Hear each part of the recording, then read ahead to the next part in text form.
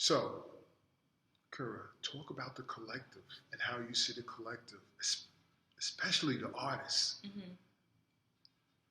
I think as artists, we have to be one. Just because, like, I feel like art is universal. It's like one of the universal languages just in the world. So it's like if we were together, if we connected, if we, stood in solidarity, we'd be able to affect the masses. Art is doing that today. If you look at songs, just any song, take like a Beyonce song, a Chief Keef song, like any song, one of the songs that are popular on SoundCloud, once like a certain amount of people hear it, it's just like, wow, that song could change someone's life. So if we all came together, we could really be changing each other's lives for the better.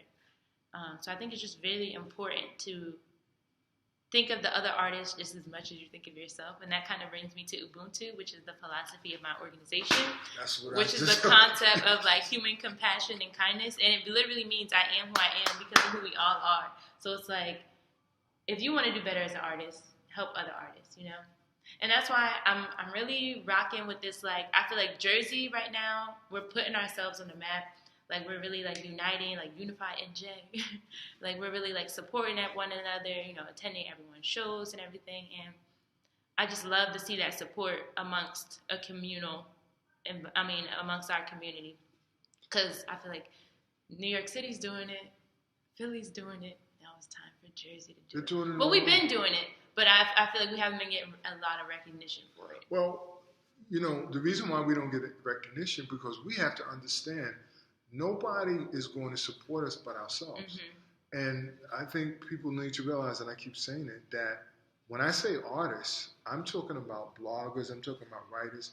People need to write books mm-hmm. about what we need to do from their perspective. People need to write blogs mm-hmm. about what we should be doing as a collective. When we talk about this, somebody could come here and take a component of this and write a whole book. Mm-hmm. So others can understand, because everybody has pieces. Some people have more pieces to understand what we need to do as collective, but we have to write. It can't just be visual arts, which is fine. It can't just be audio or mm-hmm. spoken word or poetry. It has to be all the elements. Yeah. Working in unison. And I think it's important to have conversations too. Like something that my organization does, we have these talks called Cloudy Thoughts. And it's basically like artists, people in the community, just anybody. And whoever you are, you can come to these conversations and you just, whatever the topic is. The first one was on self-love. So you had people, it was mainly college students, but just come out and just express themselves. Except for me, I was there. I wasn't in college. You were there. Oh, yeah, you were there. She invited me. He was there. But yeah, they were just able to express themselves. It was awesome. And I think we just need more conversations like that where we just, I was shaking the table, where we come together and just talk about stuff that are really relevant to one another. I agree. We have to have the discussions. And there's something that really comes out of that I don't think we realize. We think we just come together and talk. Mm-hmm.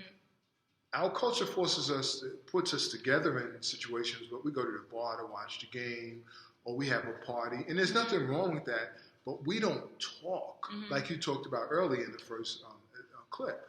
When we talk, we come out empowered, even like we have in this talk, yep. But we're airing out like more stuff mm-hmm. that we have kind of bottled up in here. And then we go out, and then we're empowered, and it releases more ideas. It releases more confidence. And then we go out in the world, and we act this stuff out. Mm-hmm. You see what I'm saying? Yeah. And I think that's really powerful. And then when we do it as a collective, when you have like 30 and 40 people that sit mm-hmm. there, and in your meeting, people cried and they went in. It was emotional healing. It wasn't just a talk. And a lot of us and again we're going off topic, but a lot of us have emotional stuff, and it's going to take more than sexing, alcohol, drugs, being crazy and zany. Those are outlets.